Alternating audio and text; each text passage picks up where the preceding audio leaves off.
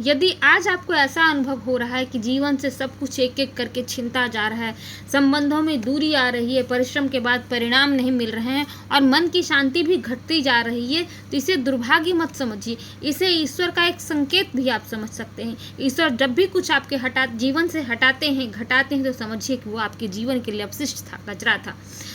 ईश्वर जब भी कुछ देने का प्रयास करते हैं तो वह पीड़ा के रूप में आपको समझ में आएगा, लेकिन वो पीड़ा असल में होती नहीं है। वो जीवन में किसी बड़े सत्य को स्थान देने के लिए आपके जीवन में उन सारी तमाम अपशिष्ट पदार्थों को आपके जीवन से हटा रहे होते हैं। जैसे स्वर्ण को शुद्ध करने के लिए आग में तपाया जाता है, वैसे ही आत्मा को निखारने के लिए भी कभी कभी जीवन से सहारे हटाने पड़ते हैं। यदि आज आपके हाथ खाली हो रहे हैं तो संभव है कि ईश्वर आपको सिखा रहे हों कि वास्तविक सहारा तो केवल ईश्वर का है, बाकी सारे सहारे भ्रम हैं।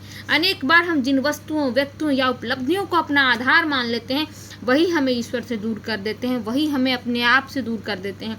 जब परमात्मा देखते हैं कि उनकी एक रचना भटक रही है, क्षणिक सहारों और सांसारिकता में एकदम रम गई है, उसे अपने आप का ज्ञान नहीं, तो वे धीरे धीरे उन सहारों को आपसे दूर करते हैं। नष्ट करने के लिए नहीं आपको, बल्कि आपको सही दिशा में मोड़ने के लिए। यदि आप जीवन में एकाकीपन अनुभव हो रहा है तो यह ईश्वर की अनुपस्थिति का प्रमाण नहीं है, यह तो उस मौन का संकेत है जिसमें वे आपको अपने और निकट बुला रहे हैं।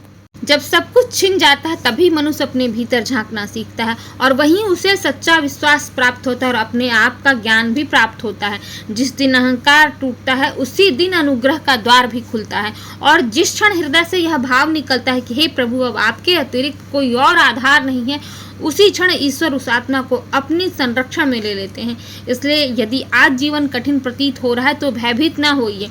यह अंत नहीं है, यह तैयारी है, यह शुद्धिकरण है, यह एक नई कृपा का प्रारंभ है। ईश्वर जो लेते हैं वह कभी व्यर्थ नहीं होता और जो वे देने वाले होते हैं उसकी समझ हमें नहीं होती है। धैर्य रखिए, श्रद्धा बनाए रखिए और विनम्रता से सदैव प्रार्थना में यही कहिए कि हे प्रभु, यदि आपकी यही इच्छा है तो इसे मैं स्वीकार करता हूँ। क्योंकि ईश्वर जिसे तोड़ते हैं उसे समाप्त करने के लिए नहीं, बल्कि उसे श्रेष्ठ बनाने के लिए तोड़ते हैं। जैसे एक मूर्तिकार जब पत्थर पर हथौड़ी चलाता है तो वह उसे गढ़ रहा होता है, वैसे ही ईश्वर हमें गढ़ रहे होते हैं जब भी वे हमें संघर्ष, दुख और हार से सामना कराते हैं। जब भी वे हमारे जीवन से कुछ जो हमें प्रिय लगता है उन वस्तुओं को हटाते हैं, तो उस व्यक्ति को हटाते हैं, तो ये मान कर चले कि जो भी हमारे जीवन से गया या जिसने भी हमें ये कष्ट दिया उससे हमें कुछ न कुछ सीखने को मिला है। तो आप सब भी अपने जीवन से सीखते रहिए और सत्य को स्वीकारते रहिए। वीडियो अच्छा लगे तो लाइक, शेयर, सब्सक्राइब और कमेंट अवश्य